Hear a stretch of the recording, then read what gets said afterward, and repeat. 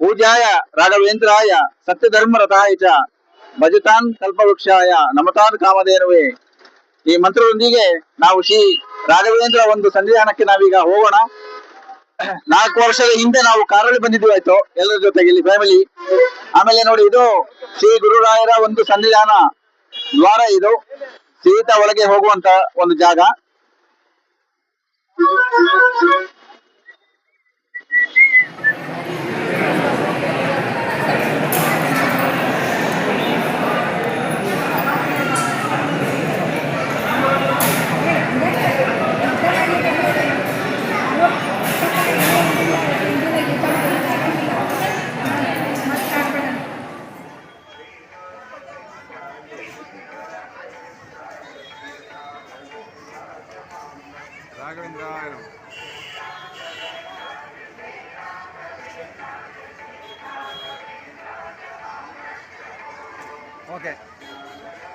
ಆತ್ಮೇರೆ ಶುಭೋದಯ.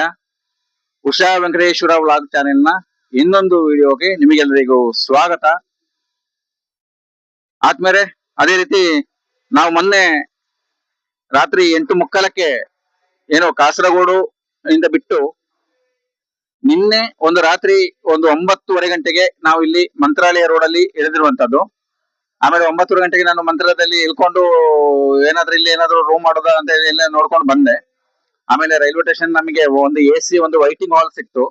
ಹಾಗೆ AC ಒಂದು ವೈಟಿಂಗ್ ಹಾಲ್ ಅಲ್ಲಿ ಸ್ಟೇ ಮಾಡ್ಕೊಂಡು ಸ್ಟೇ ಮಾಡೋ ಟೈಮಿಗೆ ಸಮಯ 10 ಗಂಟೆ ಆಗಿದೆ. ಆಮೇಲೆ ಅಲ್ಲಿ ಸ್ಟೇ ಮಾಡ್ಕೊಂಡು ಸ್ವಲ್ಪ ಒಂದು ಎಡಿಟಿಂಗ್ ಎಲ್ಲ ಮಾಡಿದೆ. ಸ್ವಲ್ಪ ಎಡಿಟಿಂಗ್ ಎಲ್ಲ ಮಾಡ್ಕೊಂಡು ನಿದ್ದೆ ಮಾಡೋಂಗಿಲ್ಲ ಅಂತಂದ್ರು. ಅದಕ್ಕೆ ಸುಮ್ಮನೆ ಕೂತ್ಕೊಂಡಿದ್ದೆ, ಒಂದು 12-1 ಗಂಟೆವರೆಗೆ ಕೂತ್ಕೊಂಡಿದ್ದೆ. ಆಮೇಲೆ ನಿದ್ದೆ ತಡೆಯಕ್ಕಾಗಿಲ್ಲ. ಆಮೇಲೆ ಅಲ್ಲೇ ಕೂತಲ್ಲಿಗೆ ನಿದ್ದೆ ಆರಾಮವಾಗಿ ಚೆನ್ನಾಗಿ ಅಲ್ಲೇ ನಿದ್ದೆ ಮಾಡ್ಬಿಟ್ಟೆ. ಎಡಿಟಿಂಗ್ ಎಲ್ಲ ಸ್ವಲ್ಪ ಎಡಿಟಿಂಗ್ ಎಲ್ಲ ಮಾಡಿ ಅರ್ಧದಲ್ಲಿ ನಿಲ್ಲಿಸ್ಬಿಟ್ಟು ನಿದ್ದೆ ಮಾಡ್ಬಿಟ್ಟೆ. ಬೆಳಿಗ್ಗೆ ಒಂದು 4-4:15 ಗಂಟೆ ತನಕ ಚೆನ್ನಾಗಿ ನಿದ್ದೆ ಬಂತು. ಆಮೇಲೆ ಈಗ ನಿದ್ದೆ ಎಲ್ಲ ಮಾಡಿ ಎದ್ದು ಫ್ರೆಶ್ ಅಪ್ ಆಗಿ ಅಲ್ಲೇ ಫ್ರೆಶ್ ಎಲ್ಲ ಆಗಿ ಈಗ ನಾವು ಶ್ರೀ ಗುರುರಾಯರ ಸನ್ನಿಧಾನಕ್ಕೆ ನಾವಿಂದ ಹೊರಟಿದ್ವಿ. ಇಲ್ಲಿಂದ ಎಷ್ಟು ಕಿಲೋಮೀಟರ್ ಇದೆ ಏನಂತ ಕೇಳ್ಬೇಕು. ಬಹುಶಃ ನನ್ನ ಪ್ರಕಾರ ಇಲ್ಲಿಂದ ಒಂದು 10-15 ಕಿಲೋಮೀಟರ್ ಇದೆ ಅಂತ ನಾನು ಅನ್ಕೊಳ್ತೀನಿ. ಆಟೋ ರಿಕ್ಷಾ ಇದೆ ಇಲ್ಲಿಂದ, ಸರ್ವಿಸ್ ಆಟೋ ರಿಕ್ಷಾಕ್ಕೆ ಇಲ್ಲಿಂದ 50 ರೂಪೀಸ್ ತಗೊಳ್ತಾರೆ. ಏನು ರೈಲ್ವೆ ಸ್ಟೇಷನ್ ಇಂದ ಹೊರಗಡೆ ಹೋಗ್ಬಿಟ್ಟು ಈಗ ನೋಡೋಣ. ಇನ್ನು ನಾನೇನು ಕಾಫಿ ಟೀ ಏನು ಕುಡ್ದಿಲ್ಲ, ಈಗಷ್ಟೇ ಫ್ರೆಶ್ ಆಗಿ ಈಗ ಹೊರಟಿದ್ದೀನಿ. ಫಸ್ಟ್ ನಾವೀಗ ಗುರುರಾಯರ ಸನ್ನಿಧಾನಕ್ಕೆ ಇಲ್ಲಿಂದ ಈಗ ಹೋಗೋಣ. ಆತ್ಮೀಯರೇ, ಹಾಗೆ ನಾನೀಗ ರೈಲ್ವೆ ಸ್ಟೇಷನ್ ಹೊರಗಡೆ ಬಂದಿದ್ದೀನಿ. ನೋಡ್ಬೋದು ಇಲ್ಲಿ ಮಂತ್ರಾಲಯ ಒಂದು ರೋಡ್ ರೈಲ್ವೆ ಸ್ಟೇಷನ್ ಅಲ್ಲಿ ಸರ್ವಿಸ್ ಆಟೋ ರಿಕ್ಷಾಗಳು ಬಹಳಷ್ಟು ಇದೆ, ವಾಹನಗಳು. ಈಗ ಸಮಯ ಬಂದ್ಬಿಟ್ಟು 5:40 ಆಗಿದಷ್ಟೇ.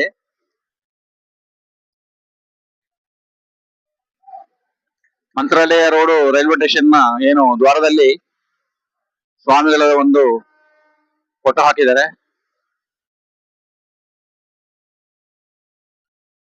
ಇದೇ ರೈಲ್ವೆ ಸ್ಟೇಷನ್, ಮಂತ್ರಾಲಯ ರೋಡ್ ರೈಲ್ವೆ ಸ್ಟೇಷನ್. ನೋಡಿ, ಹೊರಗಡೆಯಿಂದ ಈ ತರ ಕಾಣುತ್ತೆ ನೋಡಿ, ಮಂತ್ರಾಲಯ ರೋಡ್ ರೈಲ್ವೆ ಸ್ಟೇಷನ್.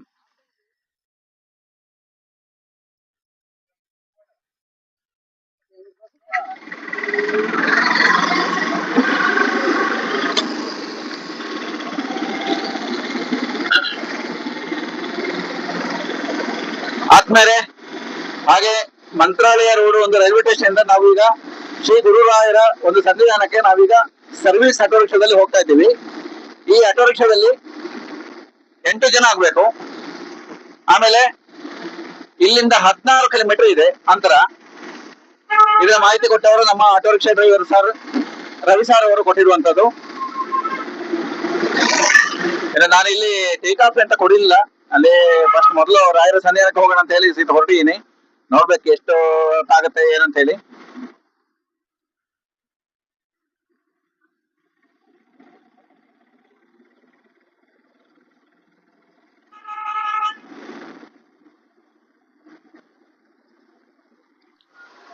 ಆದ್ಮೇಲೆ ಸರಿಯಾಗಿ ಒಂದು 20 ನಿಮಿಷದಲ್ಲಿ ನಾವು ರೈಲ್ವೆ ಸ್ಟೇಷನ್ ಇಂದ ಈಗ ಶ್ರೀ ಗುರುರಾಯರ ಒಂದು ಸನ್ನಿಧಾನ ಮಂತ್ರಾಲಯಕ್ಕೆ ನಾವೀಗ ಬಂದಿದ್ದೇವೆ. ಪೂಜ್ಯಾಯ ರಾಘವೇಂದ್ರಾಯ ಸತ್ಯಧರ್ಮರತಾಯ ಚ ಭಜತಾನ್ ಕಲ್ಪವೃಕ್ಷಾಯ ನಮತಾನ್ ಕಾಮಧೇನುವೆ.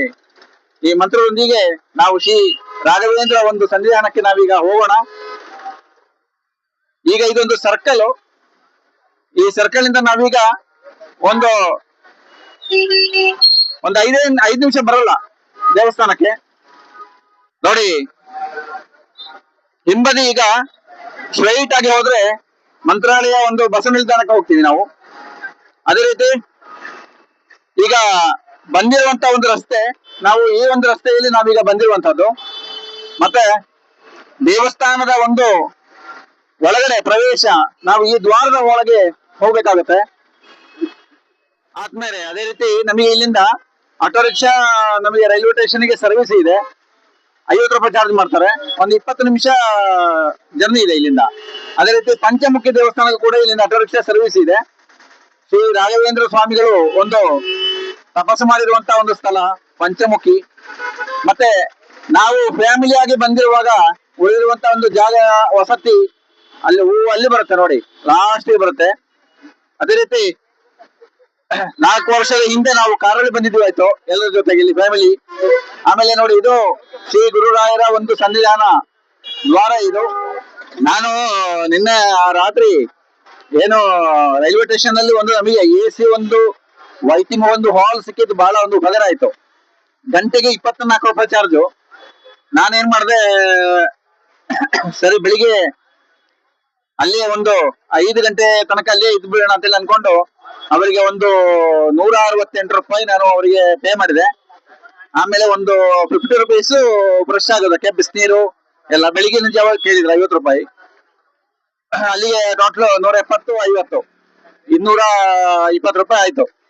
ಹೊರಗಡೆ ಏನಾದ್ರು ರೂಮ್ ಮಾಡುವುದಾದ್ರೆ ಅಷ್ಟು ಸಮಯಕ್ಕೆ 1,200 ರೂಪಾಯಿ ಕೊಡ್ಬೇಕಾಗಿತ್ತು.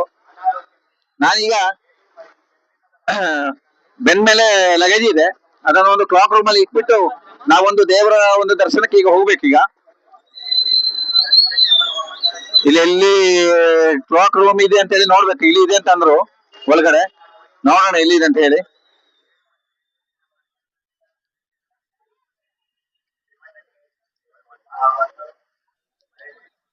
ಫ್ಯಾಮಿಲಿ ಎಲ್ಲಾಗ ಅವತ್ತು ನಾವು ಬಂದಿದ್ದಾಗ 4 ವರ್ಷ ಹಿಂದೆ ಬಂದಿದ್ದಾಗ ಅದೇನು ನಮ್ಮ ಭಾಗ್ಯ ಅಂತ ಹೇಳ್ಬೇಕು. ಆ ಸಮಯದಲ್ಲಿ ಕೊರೋನಾ ಇತ್ತು. ಕೊರೋನಾ ಸ್ವಲ್ಪ ಕಡಿಮೆ ಆಗಿದೆ ಅಂತ ಹೇಳುವ ಒಂದು ಸಮಯದಲ್ಲಿ ನಮ್ಮ ಗಾಡಿಯಲ್ಲಿ ನಾವು ಎಲ್ಲರೂ ಬಂದಿದ್ವಿ ಆಯ್ತು. 2 ಡೇಸ್ ಇಲ್ಲೇ ಇದ್ವಿ ಆಯ್ತು ನಾವು ಇಲ್ಲಿ ರೂಮಲ್ಲಿ. 2 ಡೇಸ್ ಮಂತ್ರಾಲಯ.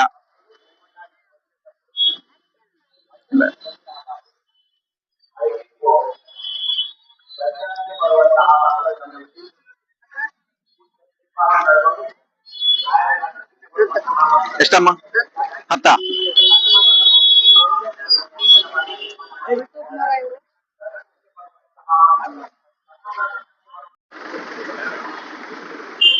ಅಯ್ಯೋ ದೇವ್ರೆ, ದೊಡ್ಡ ಪಚಿಚಿ ಅಂತ ಹೇಳಿದ್ರೆ ದೊಡ್ಡ ಪಚಿಚಿ ಇಲ್ಲಿ. ಅದೇನು ಅಂದ್ರೆ ನಾವು ಇವತ್ತೇನು ಊಟ ಮಾಡಿದ್ವಿ, ನಮ್ಮ ಪರಿಸ್ಥಿತಿ ನಾಳೆ ಏನ್ ಬರುತ್ತೆ ಅಂತ ಹೇಳಕ್ ಆಗಲ್ಲ. ಆದ್ರೆ ಒಂದು 4-5 ಮಂದಿ ಇಲ್ಲಿ ಅವರು ಬಂದ್ರು ಹೆಂಗಸರು, ಅಕ್ಕಿ ತೆಗೆದುಕೊಡಿ, ರೈಸ್ ತೆಗೆದುಕೊಡಿ, 5 ಕೆಜಿ ತೆಗೆದುಕೊಡಿ ಅಂತ ಹೇಳಿ. ನಾನು ಹೇಳ್ಬಾರ್ದು ಅದನ್ನ. ನಮಗೆ ಆಗುವ ಮಟ್ಟಿಗೆ ನಾವು ಅವರಿಗೆ ಒಂದು ಸಣ್ಣ ಮಟ್ಟಿಗೆ ಒಂದು ಹೆಲ್ಪ್ ಮಾಡಿದೀವಿ. ಮತ್ತು ಬಿಡ್ತಾ ಇಲ್ಲ, ವಾಯ್ ಕೊಡಿ, ಅದು ಕೊಡಿ, ಇದು ಕೊಡಿ ಅಂತ ಹೇಳಿದ್ರು, ಆಗಲ್ಲ ಅಂದೆ. ಈಗ ಮೊದಲು ನಾವು ಒಂದು ಕ್ಲಾಕ್ ರೂಮ್ ನೋಡ್ಬೇಕೀಗ. ನಾನು ಇನ್ನೂ ಕೂಡ ಕ್ಲಾಕ್ ರೂಮ್ ನೋಡಕ್ಕೆ ಅಂತ ಹೇಳಿ ನೋಡ್ತಾ ಇದ್ದೀನಿ, ಅಷ್ಟರಲ್ಲಿ ಹೀಗೆಲ್ಲ ಆಯ್ತು. ಸರಿ, ಕ್ಲಾಕ್ ರೂಮ್ ಎಲ್ಲಿದೆ ಅಂತ ಹೇಳಿ ನೋಡೋಣ. ಕ್ಲಾಕ್ ರೂಮ್ ನೋಡ್ಕೊಂಡು ಕ್ಲಾಕ್ ರೂಮ್ ಅಲ್ಲಿ ಲಗೇಜ್ ಅನ್ನ ಇಟ್ಬಿಟ್ಟು ನಾವು ಸೀದಾ ಈಗ ಒಂದು ಶ್ರೀ ಮಂತ್ರಾಲಯ ಶ್ರೀ ಗುರು ರಾಘವೇಂದ್ರ ಅವರ ದೇವರ ದರ್ಶನಕ್ಕೆ ನಾವೀಗ ಹೋಗೋಣ. ಯಾಕಂತ ಹೇಳಿದ್ರೆ ಇನ್ನು ಲೇಟ್ ಮಾಡಿದ್ರೆ ಬರ್ಬೇಕಾದ್ರೆ ಲೇಟ್ ಆಗುತ್ತೆ. ಬಹಳಷ್ಟು ಮಂದಿ ಇದ್ದಾರೆ ಭಕ್ತಾಭಿಮಾನಿಗಳು ರಾಯರ ಸನ್ನಿಧಾನ ಅಲ್ಲಿ. ಸಮಯ ಈಗ ಬಂದ್ಬಿಟ್ಟು 6:40 ಆಯ್ತು.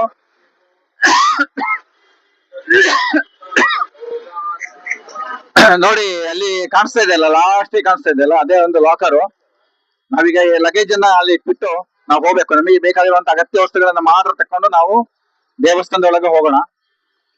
ನಾವು ಒಬ್ಬರಿಗೆ ಏನಾದ್ರೂ ಒಂದು ದಾನ ಧರ್ಮ ಅಂತದ್ದು ಏನಾದ್ರು ಮಾಡಿದ್ರೆ ಅದು 5 ರೂಪಾಯಿ ಆಗಿರ್ಲಿ, 10 ರೂಪಾಯಿ ಆಗಿರ್ಲಿ, ಇಲ್ಲ 50 ರೂಪಾಯಿನೇ ಆಗಿರ್ಲಿ, ಬಲ ಕೈಯಲ್ಲಿ ಕೊಟ್ಟದ್ದು ಅದು ಎಡ ಕೈ ಗೊತ್ತಾಗಬಾರದು ಅಂತ ಹೇಳಿ ಒಂದು ನಿಯಮ ಇದೆ.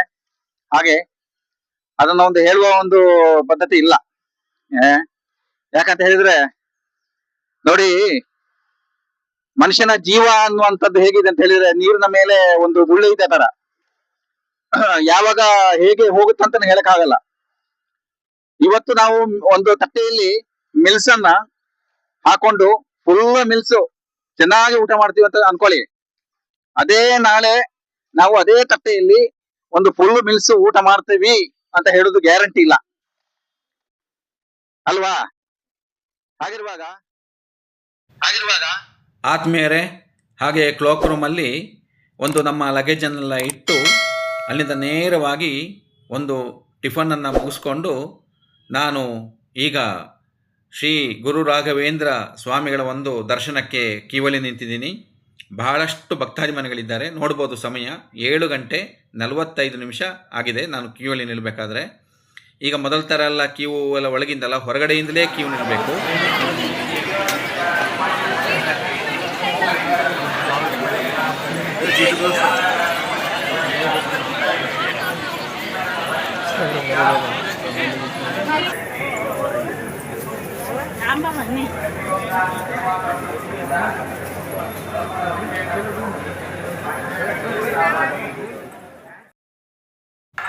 ಆತ್ಮೀಯರೇ, ಮಂತ್ರಾಲಯದಲ್ಲಿ ನಾವು ಮೊದಲ ಬಾರಿಗೆ ಒಂದು ಸಲ ಹೋದಾಗ ಈ ಥರದ ಒಂದು ಕ್ಯೂ ಲೈನಲ್ಲೆಲ್ಲ ನಾವು ಇಷ್ಟೊಂದು ಲಾಂಗ್ ಆಗಿ ನಿಂತ್ಕೊಂಡೇ ಇಲ್ಲ ನಾವು. ಆವಾಗೆಲ್ಲ ಬೇಗ ದರ್ಶನ ಆಗಿತ್ತು, ಗುರುರಾಯರ ಒಂದು ಸನ್ನಿಧಾನದಲ್ಲಿ ಬೇಗ ಒಂದು ದರ್ಶನ ಆಗಿತ್ತು. ಆದರೆ ಈ ಸಲ ನಾನು ಹೋಗಬೇಕಾದ್ರೆ ಭಾಳಷ್ಟು ಕ್ಯೂವಲ್ಲಿ 7:45 ನಿಂತ್ಕೊಂಡ ನಾನು ಹೊರಗಡೆ ಬರಬೇಕಾದ್ರೆ ಸರಿಯಾಗಿ ಒಂದು 9:30 ಆಯಿತು. ಗುರು ರಾಘವೇಂದ್ರ ಸನ್ನಿಧಾನದಲ್ಲಿ ಏನಾದರೂ ಒಂದು ಸ್ಪೆಷಲ್ ಆಗಿ ಏನಾದರೂ ಉಜ್ಜಲ ಸೇವೆ ಅಥವಾ ರಥ ಸೇವೆ ಅಥವಾ ಅನ್ನದಾನ, ಒಂದು ದಿವಸದ ಪೂಜೆ, ಒಂದು ದಿನದ ಅನ್ನದಾನ, ಈ ಥರದ್ದು ಏನಾದರೂ ನೀವು ಸೇವೆಗಳನ್ನು ಏನಾದರೂ ಮಾಡಿಸ್ತಿದ್ರೆ ಅದರಲ್ಲಿ ನಿಮಗೆ 10 ಮಂದಿ, 6 ಮಂದಿ, 8 ಮಂದಿ ಹೀಗೆ ಹೋಗೋದಕ್ಕೆ ಅವೈಲೇಬಲ್ ಇದೆ. ಆಮೇಲೆ ಸ್ಪೆಷಲ್ ಆಗಿ ಏನಾದರೂ ದರ್ಶನಕ್ಕೆ ಹೋಗಬೇಕು ಅಂತ ಹೇಳಿದರೆ 500 ರೂಪೀಸಿಗೆ ಟಿಕೆಟ್ ಕೂಡ ಇದೆ. ನೇರವಾಗಿ ಶ್ರೀ ಗುರು ರಾಘವೇಂದ್ರ ಸ್ವಾಮಿಗಳ ಒಂದು ದರ್ಶನಕ್ಕೆ ನಿಮಗೆ ಬಿಡ್ತಾರೆ. ಆಮೇಲೆ ನಾನು ಅಲ್ಲಿ ಪರಿಮಳ ಪ್ರಸಾದ ಒಂದು ತಗೊಳ್ಳೋಣ ಅಂತ ಹೇಳಿ ಅಂದ್ಕೊಂಡು ಸುಮಾರು ಹೊತ್ತು 2-3 ಸಲ ಹೋದೆ ಕೌಂಟ್ರ್ ಹತ್ರ. ಸಾಧ್ಯನೇ ಆಗಲಿಲ್ಲ. ಏನಂತ ಹೇಳಿದರೆ ಭಾಳಷ್ಟು ಉದ್ದ ಕ್ಯೂ ಇತ್ತು. ಸುಮಾರು ಹೊತ್ತು ನಿಲ್ಬೇಕಂತ ಹೇಳಿ ಮತ್ತೆ ಲಾಸ್ಟು ನಾನು ಪರಿಮಳ ಪ್ರಸಾದ, ಸರಿ ನಮಗೆ ಗುರುರಾಯರ ಒಂದು ಮಂತ್ರಾಕ್ಷತೆಗಿಂತ ದೊಡ್ಡ ಪ್ರಸಾದ ಯಾವುದೂ ಇಲ್ಲ.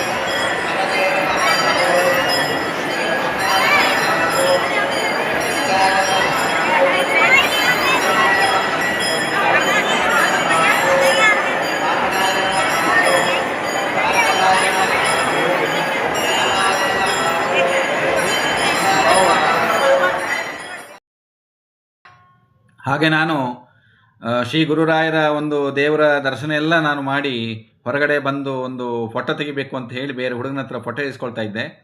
ಆ ಸಮಯದಲ್ಲಿ ದೂರದಿಂದ ಒಬ್ಬರು ನನ್ನನ್ನು ನೋಡಿಬಿಟ್ಟು ಭಾಳ ಕೈಯನ್ನು ಅಲ್ಲಾಡಿಸ್ತಾ ಇದ್ದಾರೆ, ಕೈ ಇದು ಮಾಡ್ತಾ ಇದ್ದಾರೆ. ನಾನು ಯಾರು ಏನು ಅಂತೇಳಿ ನನಗೆ ಮನಸ್ಸಲ್ಲೇ ನಾನು ಅಂದ್ಕೊಂಡು ಕೂಡ ಇಲ್ಲ. ನೋಡಿದರೆ ಬೇರೆ ಯಾರೂ ಅಲ್ಲ, ನನ್ನ ಚಿಕ್ಕಮ್ಮನ ಮಗ ಗಣೇಶ್ ಅಂತ ಹೇಳಿ. ಅವರು ಇಲ್ಲಿ ದೇವಸ್ಥಾನದಲ್ಲಿ ನಮಗೆ ಅಲ್ಲಿ ಸಿಕ್ಕಿದ್ರು. ಇದೇ ನೋಡಿ ಒಂದು ಸರ್ಪ್ರೈಸ್ ಅಂತ ಹೇಳಿದರೆ, ಇದೇ ನೋಡಿ ಪ್ರಮೋದ್ ಗಣೇಶ್ ಅಂತ ಹೇಳಿ, ಮಡಿಕೇರಿ, ಇರೋದು ಬೆಂಗಳೂರಲ್ಲಿ.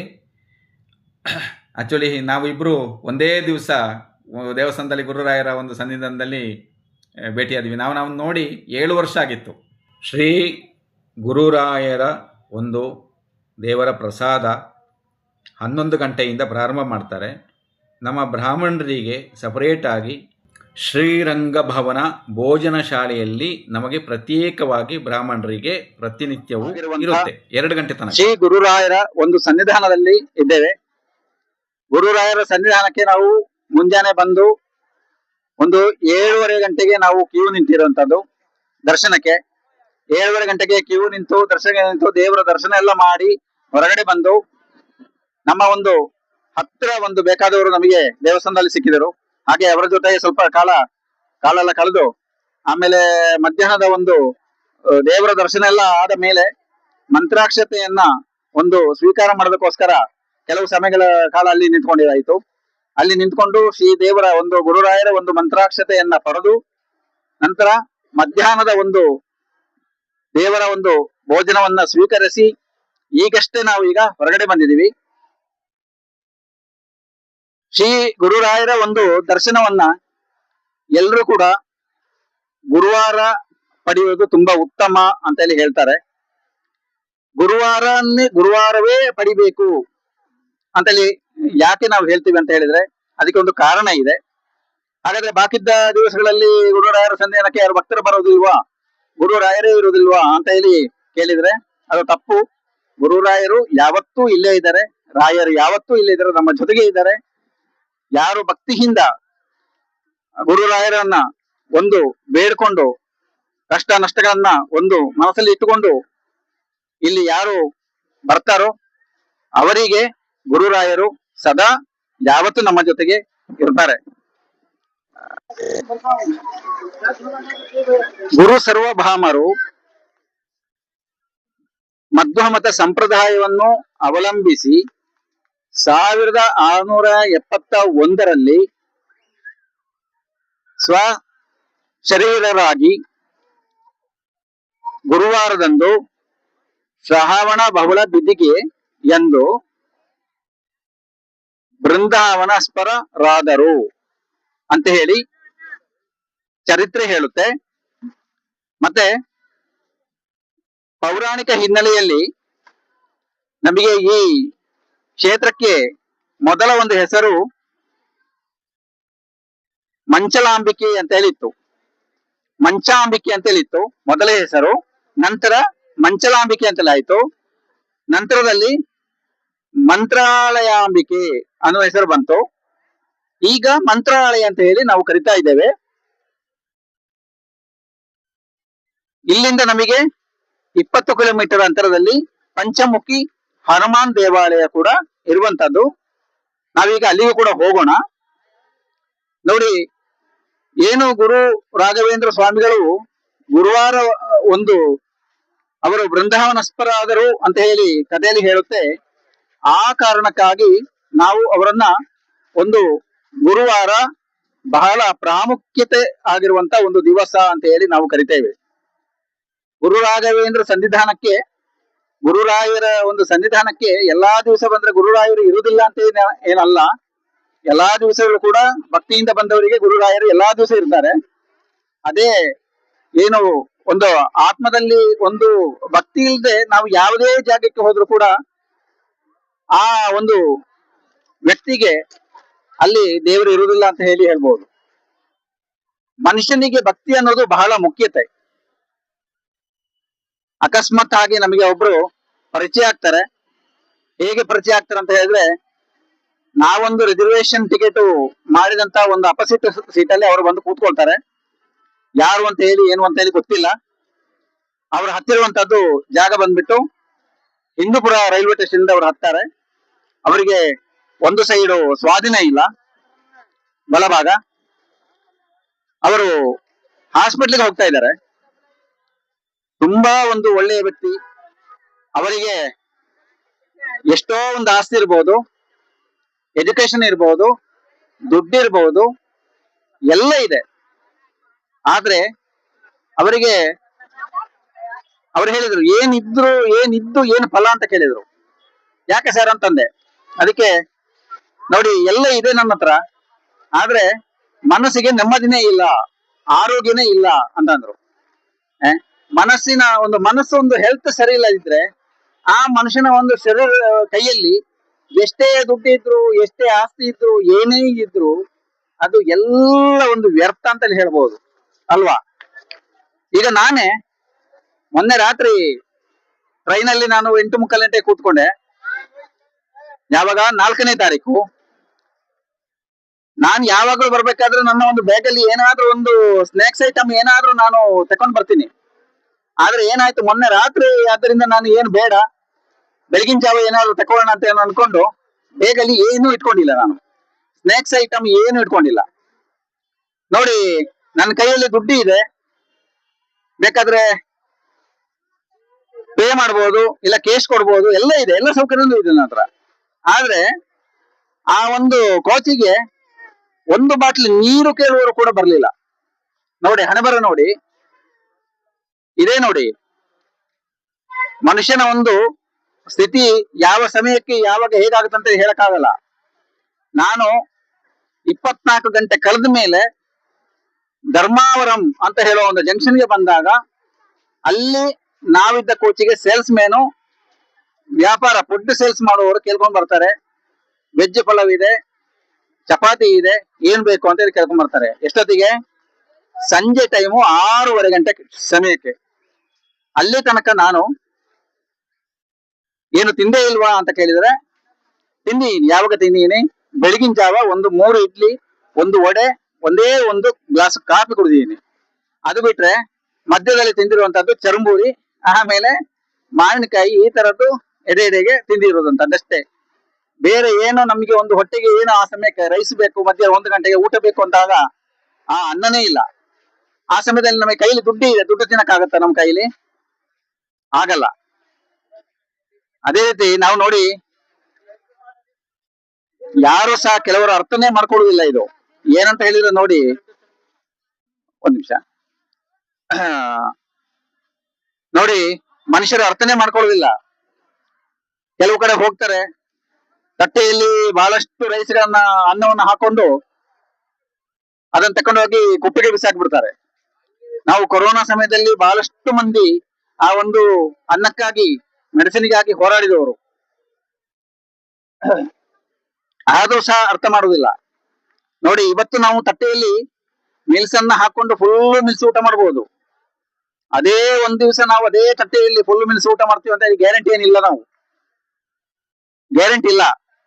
ಇವತ್ತು ಚೆನ್ನಾಗಿ ನಾವು ನಡೆದಾಡ್ಕೊಂಡು ಹೋಗ್ತೀವಿ ಅಂತ ಹೇಳಿ ನಾಳೆ ಒಂದ್ ದಿವಸ ಇದೇ ನಾವು ಬುಟ್ವತ್ ಮೇಲೆ ನಡ್ಕೊಂಡು ಹೋಗ್ತೀವಿ ಅಂತ ಗ್ಯಾರಂಟಿ ಇಲ್ಲ. ಹೇಗಾಗತ್ತಂತ ಹೇಳಕ್ಕಾಗಲ್ಲ. ಅದನ್ನ ನಾವು ಅರ್ಥ ಮಾಡ್ಕೊಳ್ಬೇಕು. ಮನುಷ್ಯ ಅಂದ್ರೆ ಏನು ಅಂತ ಹೇಳೋದನ್ನ ಅರ್ಥ ಮಾಡ್ಕೊಳ್ಬೇಕು. ನೋಡಿ, ಮನುಷ್ಯನ ದೇಹ ಒಂದು ಮೈ ಮೇಲೆ ರಕ್ತ ಒಂದು ಹರಿಯದಾಗೆ ನಮಗೆ ಭಗವಂತ ಏನ್ ಕೊಟ್ಟಿದ್ದಾನೆ? ಹೊರಗಡೆಯಿಂದ ಒಂದು ಕವರ್ ಮಾಡಿ ಕಳಿಸಿದ್ದಾನೆ. ಅದು ನಮ್ಮ ಸೇಫ್ಟಿ. ಅದಕ್ಕಿಂತ ದೊಡ್ಡದು ಯಾವುದೂ ಇಲ್ಲ. ನೋಡಿ, ಆ ಕವರ್ ಏನಾದ್ರೂ ಸ್ವಲ್ಪ ನಮಗೆ ಒಂದು ಏಟು ಬಿದ್ರೆ ಸಾಕು, ನೋಡಿ ರಕ್ತ ಹೇಗೆ ಹೊರಗೆ ಹೋಗುತ್ತೆ, ರಕ್ತ ಹೇಗೆ ಚಿಮ್ಮುತ್ತೆ. ಅಷ್ಟೇ ಮನುಷ್ಯನ ಜೀವನ, ಅಷ್ಟೇ. ಇದನ್ನ ಮನುಷ್ಯ ಅರ್ಥ ಮಾಡ್ಕೊಳ್ಬೇಕು ಮೊದಲು.